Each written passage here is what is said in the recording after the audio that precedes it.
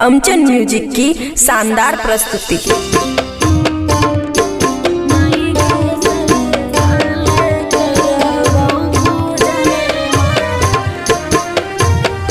खुशी recording studio बलुआहा। मंग के से नूरवा हमरो तो बनने रही है गे। मंग के से नूरवा हमरो तो बनने रही है गे। माई गे साले साले करबौ पूजनवा धियानवा में रखने रही है गे। माई गे साले साले करबौ पूजनवा धियानवा में रखने रही है गे।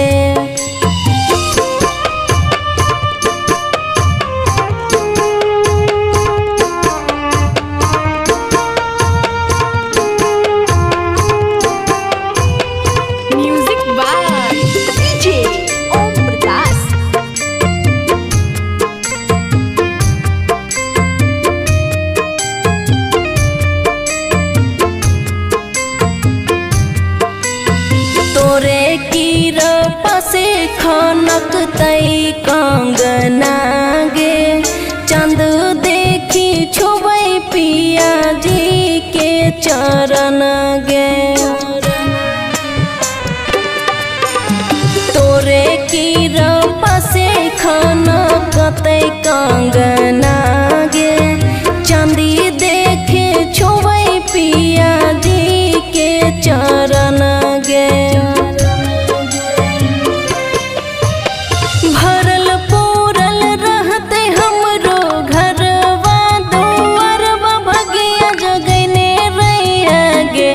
माई गे साले साले करबौ पूजनवा धियानवा में रखने रही है गे।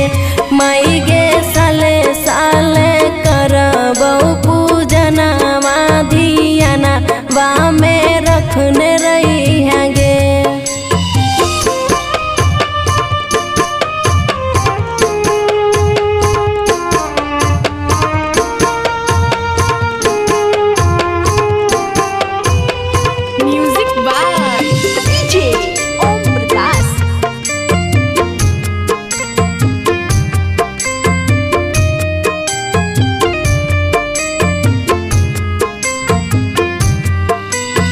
धन भेलै जिंदगी पाके पिया जी के प्यार गे।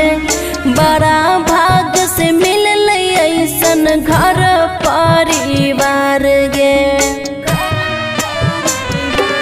हे गई धन भेलै जिंदगी पाके पिया जी के प्यार गे। बड़ा भाग से मिललै ऐसन घर परिवार गे।